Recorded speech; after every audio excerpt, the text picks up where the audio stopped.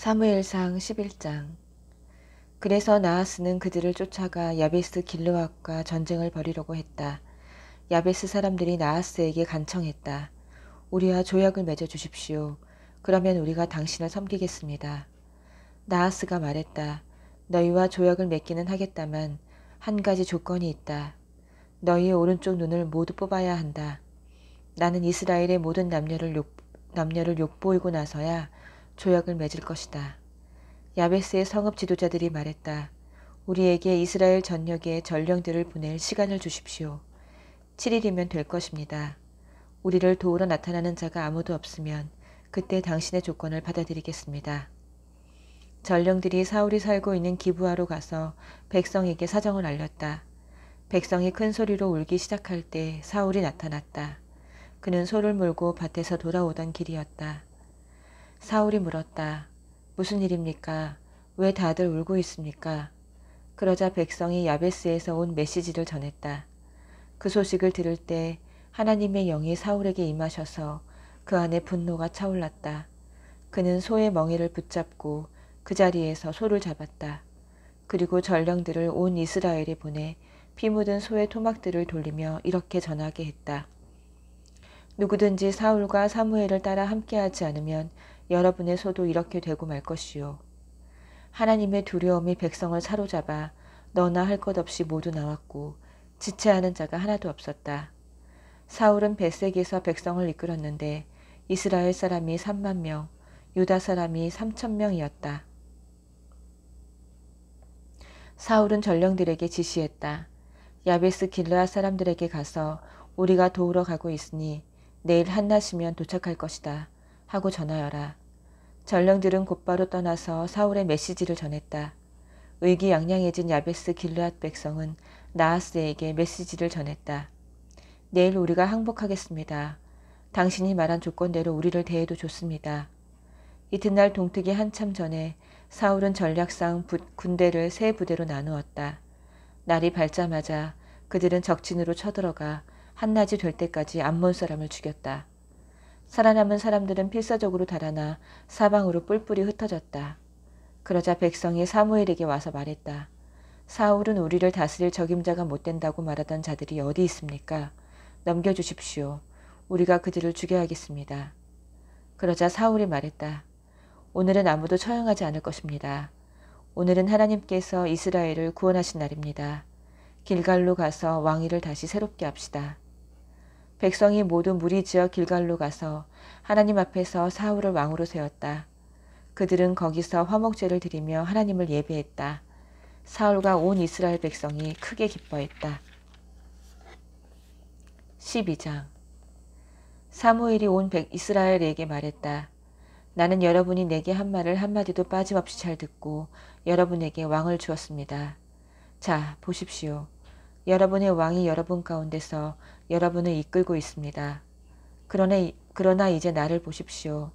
나는 늙어서 머리가 휘어졌고 내 아들들도 아직 여기 있습니다. 나는 어릴 적부터 오늘까지 여러분을 신실하게 이끌었습니다. 나를 보십시오. 여러분이 하나님과 그분의 기름 부음 받은 자 앞에서 나에 대해 고소할 것이 하나라도 있습니까? 내가 숫소나 나귀 한 마리라도 훔친 적이 있습니까? 여러분을 이용하거나 착취한 적이 있습니까? 뇌물을 받거나 법을 우습게 여긴 적이 있습니까? 그런 일이 있다면 나를 고소하십시오. 그러면 내가 배상하겠습니다. 아닙니다. 그들이 말했다. 그런 적 없습니다. 당신은 그 비슷한 어떤 일도 행하지 않았습니다. 우리를 억압한 적도 없고 사사로운 욕심을 채운 적도 없습니다. 그렇다면 됐습니다. 사무엘이 말했다. 여러분은 내게서 어떤 잘못이나 불만도 찾지 못했습니다. 하나님께서 이 일의 증인이시며 그분의 기름 부음 받은 이가 이 일의 증인입니다. 그러자 백성이 말했다. 그분이 증인이십니다. 사무엘이 말을 이었다. 모세와 아론을 여러분의 지도자로 삼으시고 여러분의 조상을 이집트에서 이끌어내신 분이 바로 하나님이십니다. 이제 그분 앞에서 여러분의 태도를 결정하십시오. 지금까지 하나님께서 여러분과 여러분의 조상에게 행하신 모든 의로운 일들에 비추어 내가 여러분의 문제를 하나님 앞에서 검토하겠습니다. 야곱의 아들들이 이집트에 들어갔을 때 이집트 사람이 그들을 핍박해 괴롭게 하고 그래서 그들이 하나님께 구원해달라고 부르짖었습니다. 하나님께서는 모세와 아론을 보내주셨고 그들이 여러분의 조상을 이집트에서 인도하여 여기 이곳에 정착하게 하셨습니다. 그러나 그들은 금방 자신들의 하나님을 잊어버렸고 하나님께서는 그들을 하솔의 군사령관 시스라에게 그 후에는 블레셋 치하의 혹독한 삶에 또 그 후에는 모압 왕에게 파셨습니다. 그들은 목숨을 걸고 싸워야 했습니다. 그러다가 그들은 하나님께 구원해달라고 부르짖었습니다. 그들은 우리가 죄를 지었습니다. 우리가 하나님을 버리고 떠나서 가나안 다산의 신들과 여신들을 섬겼습니다. 제발 우리를 원수들의 만행에서 건져주십시오. 그러면 우리가 주님만 섬기겠습니다. 하고 고백했습니다. 그러자 하나님께서는 여룻바알과 베단과 입다와 사무엘을 보내셨습니다. 그분은 원수들에게 애워싸인 혹독한 삶에서 여러분을 구원하셨고 여러분은 평안히 살 수 있었습니다. 하지만 여러분은 암몬 사람의 왕 나하스가 여러분을 공격하려는 것을 보고 내게 이렇게 말했습니다. 더 이상 이렇게 살기는 싫습니다. 우리는 우리를 이끌어줄 왕을 원합니다. 하나님께서 이미 여러분의 왕이신데도 말입니다. 이제 여러분이 원하던 왕, 여러분이 구하던 왕이 여기 있습니다.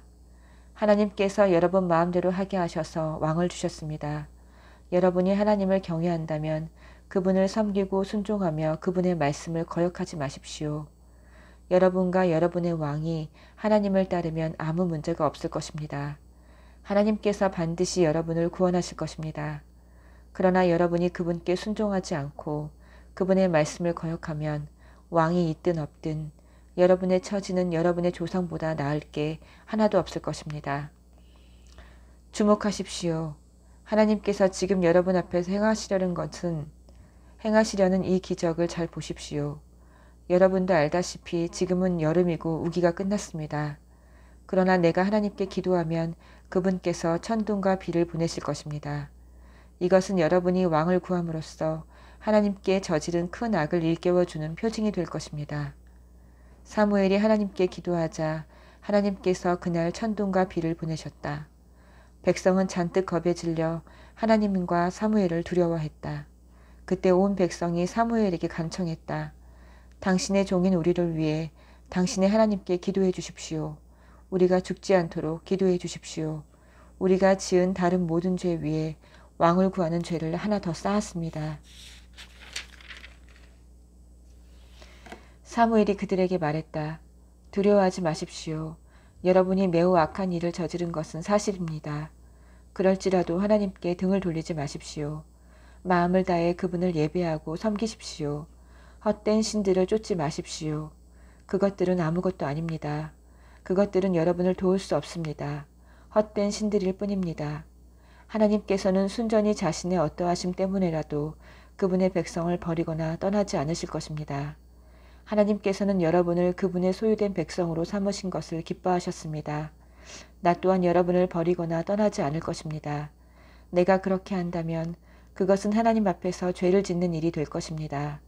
나는 바로 여기 내 자리에 남아서 여러분을 위해 기도하고 여러분에게 선하고 올바른 삶의 길을 가르칠 것입니다. 다만 여러분에게 당부합니다. 하나님을 경외하고 온 마음을 다해 정직하게 그분을 섬기십시오. 여러분은 그분이 지금까지 여러분 가운데서 얼마나 큰 일을 행하셨는지 보았습니다. 주의하십시오. 여러분이 악하게 살면 여러분과 여러분의 왕은 버림받을 것입니다. 13장 사울이 처음 왕이 되었을 때 그는 젊은이였다. 그는 여러 해 동안 이스라엘의 왕으로 다스렸다. 사울은 사람들을 징집하여 3개 부대를 만들었다.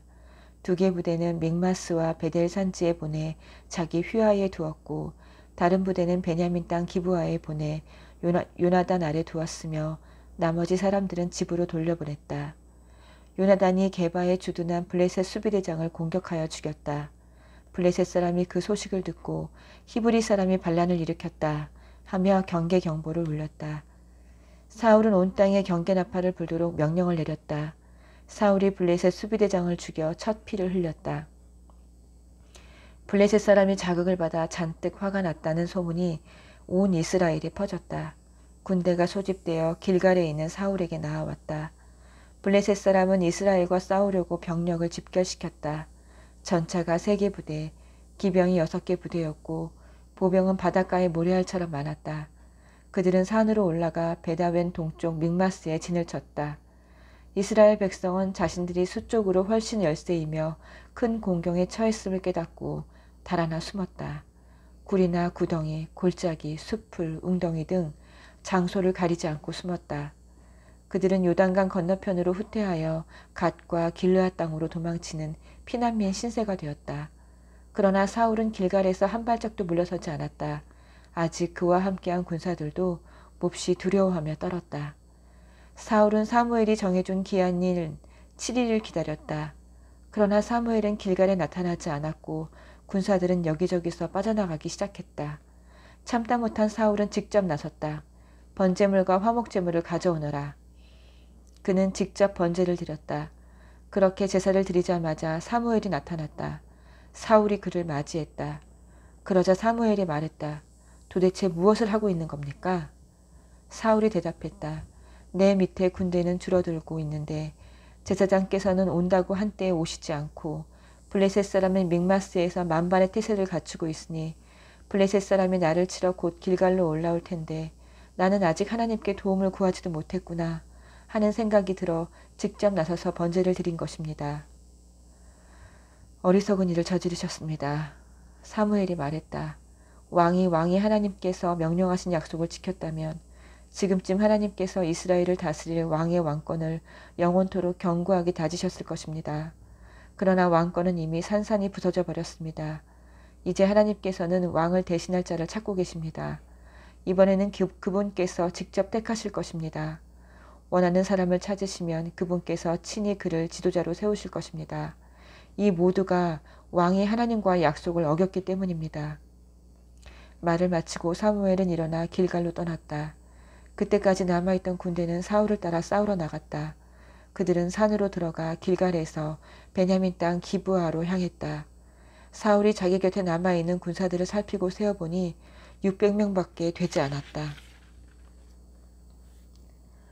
사울과 그의 아들 요나단과 남은 군사들은 베냐민 땅 게바에 진을 쳤다. 블레셋 사람은 믹마스에 진을 쳤다.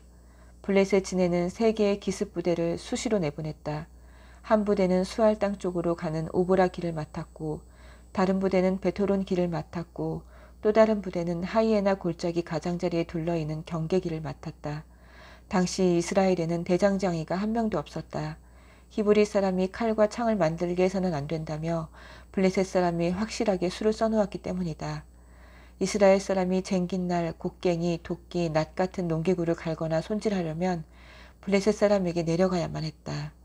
블레셋 사람은 쟁긴 날과 곡괭이에는 은화 1개, 나머지에는 은화 반 개씩을 받았다. 그래서 믹마스 전투가 벌어졌을 때 이스라엘에는 사울과 그의 아들 요나단 외에는 칼이나 창을 가진 사람이 없었다. 그들 2사람만 무장한 상태였다. 블레셋의 정찰대가 믹마스 고갯길에 자리를 잡고 주둔했다. 아멘.